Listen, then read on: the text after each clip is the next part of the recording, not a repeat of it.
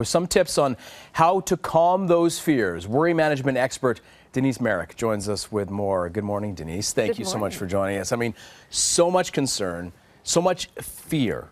How do we sort of, make it real?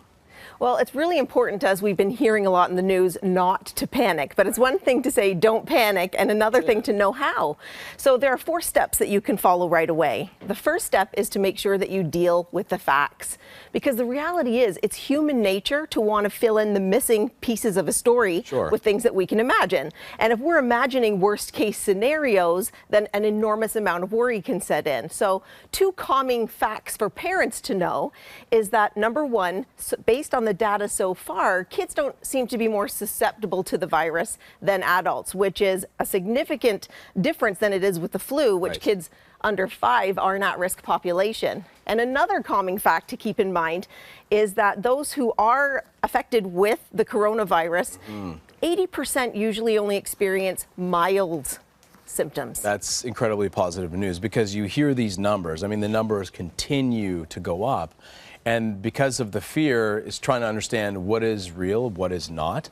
And, a lot of kids are confused as well because the facts continue to change, right? Yes, and that's why you want to keep up to date on those facts. So obviously places like the World Health Organization and CDC.gov are great resources for up-to-date and reliable information. All right. So the second step that you can take is to rate the probability. So when those concerns are snowballing out of control, stop and ask yourself, how probable is this that my child will get coronavirus right now?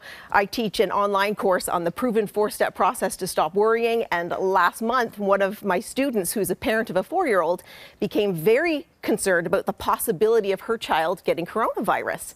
And so she used this step to help calm herself down. And she said, instead of asking, is it possible that my child is going to get coronavirus, I asked myself, is it probable that right now, when no one else in the school has it, that my child is going to get it? And she said it went a long way to helping calm her mind. All right, number 3. Number 3 is to talk to your child. A lot of times we think as parents that we protect our kids when we don't tell them what's going on.